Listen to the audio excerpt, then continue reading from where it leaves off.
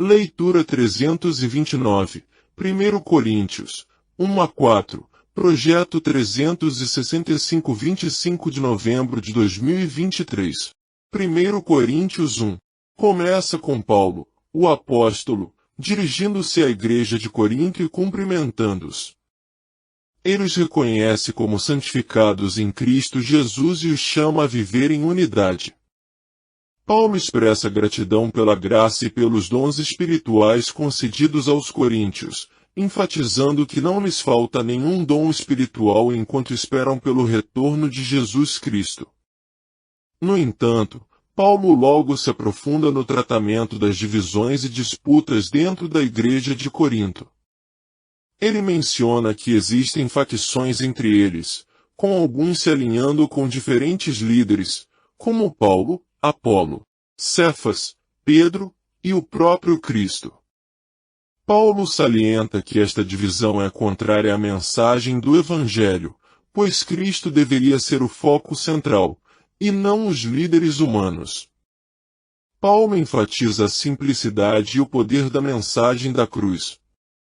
Ele explica que a mensagem da cruz pode parecer tola para aqueles que estão perecendo, mas para aqueles que creem, é o poder de Deus para a salvação.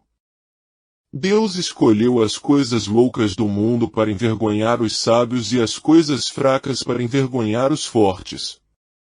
Paulo conclui lembrando aos coríntios que seu chamado não se baseia em sua sabedoria, força ou status, mas na graça de Deus. Ele os encoraja a se gloriarem somente no Senhor. 1 Coríntios 2. Destaca a importância de confiar na sabedoria de Deus, que é revelada por meio do Espírito Santo. Ele contrasta a sabedoria mundana com a sabedoria divina e sublinha que o poder do Evangelho não reside na eloquência humana, mas na mensagem de Jesus Cristo crucificado. Paulo encoraja os crentes a terem discernimento espiritual e lembra-lhes que possuem a mente de Cristo através do Espírito Santo, capacitando-os a compreender e abraçar a sabedoria de Deus. O capítulo sublinha a superioridade da sabedoria de Deus sobre a sabedoria humana e o papel do Espírito Santo em iluminar as verdades espirituais para os crentes. 1 Coríntios 3.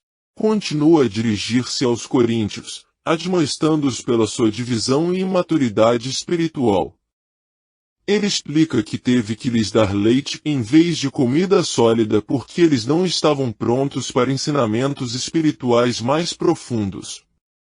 Paulo identifica o seu partidarismo, com alguns alinhando-se com diferentes líderes como Paulo ou Apolo, como um sinal da sua mentalidade mundana e imatura.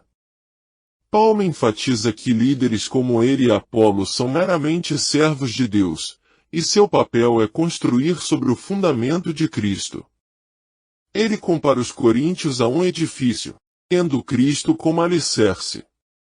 Ele alerta contra a construção com materiais de qualidade inferior que não resistirão ao teste do tempo. Também destaca o julgamento futuro, quando o trabalho de todos será testado pelo fogo.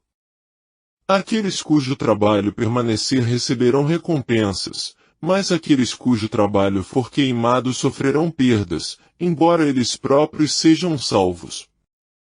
O capítulo sublinha a importância da unidade na igreja, do crescimento espiritual e da edificação sobre o fundamento de Cristo.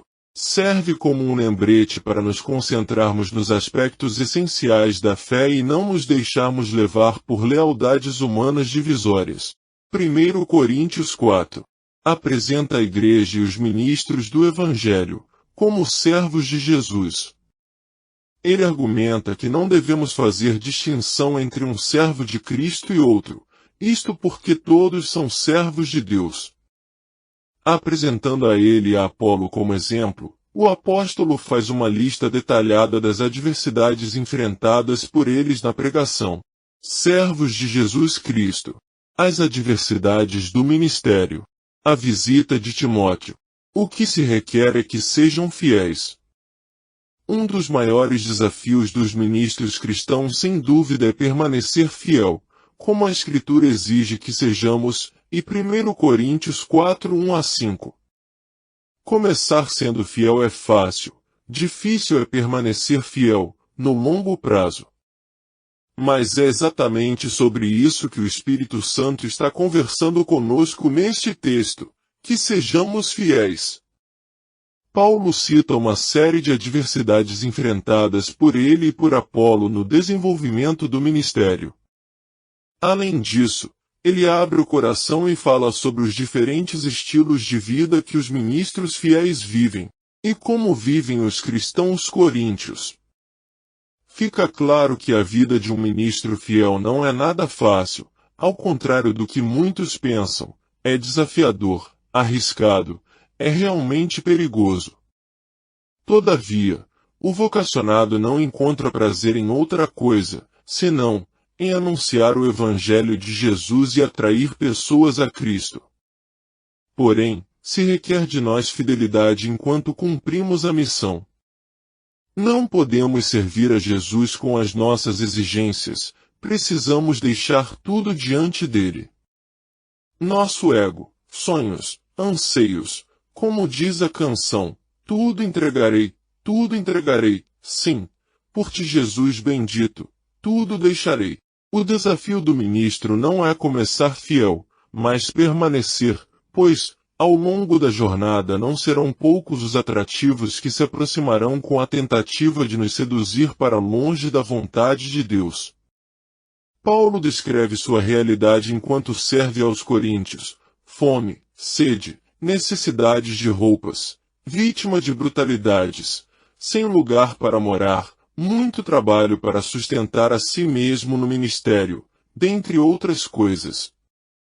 Ou seja, a fidelidade não nos é exigida em um contexto favorável, mas especialmente quando ele não for.